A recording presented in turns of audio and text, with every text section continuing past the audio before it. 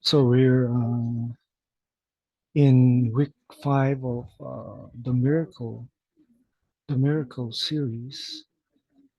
It's titled "Walking on Water." For the word from John 6:16 to 17.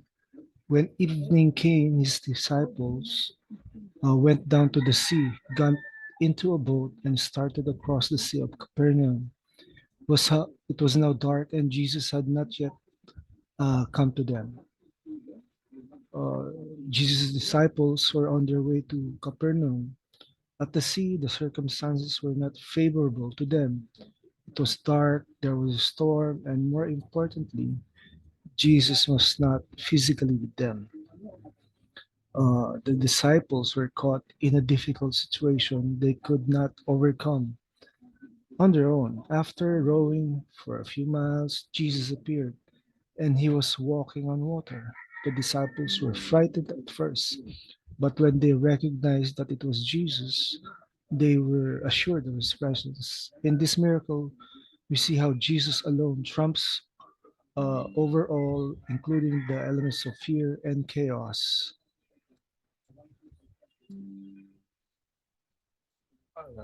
Number one, Jesus over the elements.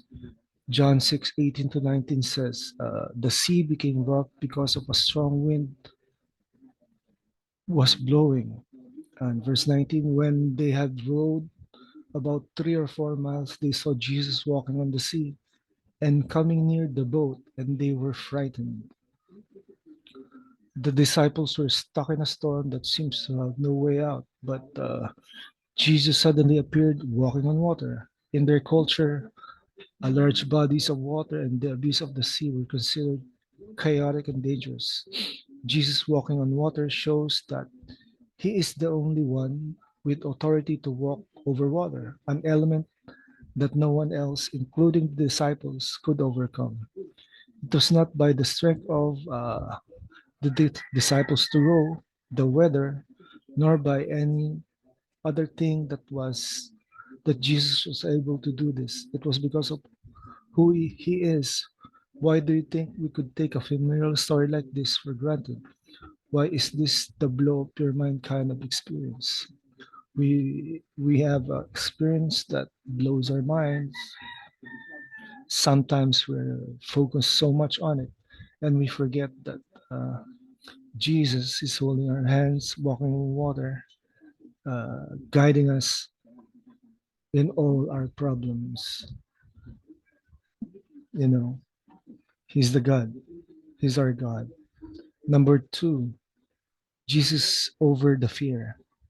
John 6:20 said, but he said to them, it is I, do not be afraid. The disciples were frightened by what was happening. Their reactions to the situation was human.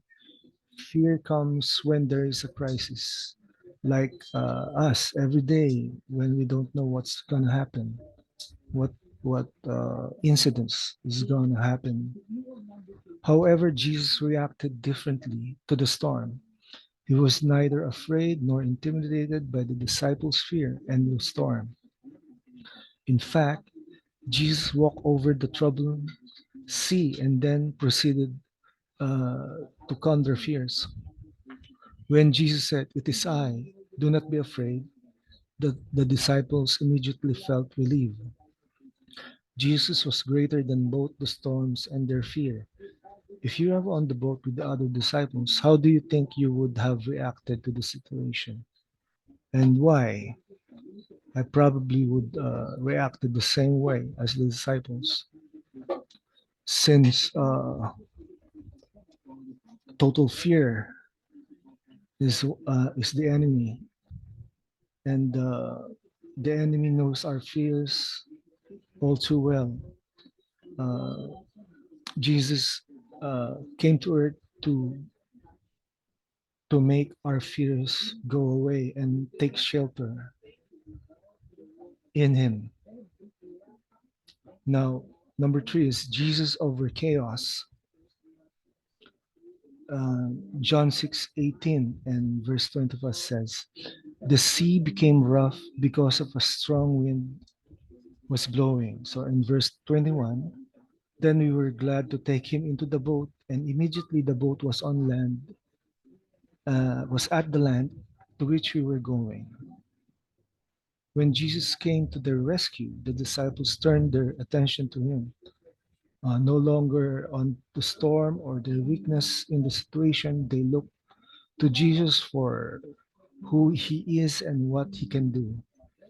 In the midst of chaos, our God, Jesus brought the disciples away from the storm and eventually into safety.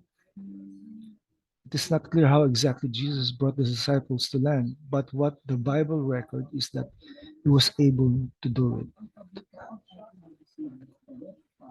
in a way that only he can.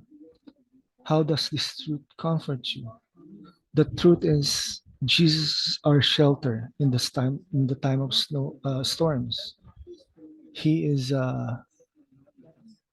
he can and he is protecting us in every problems we encounter, in every situation we're in.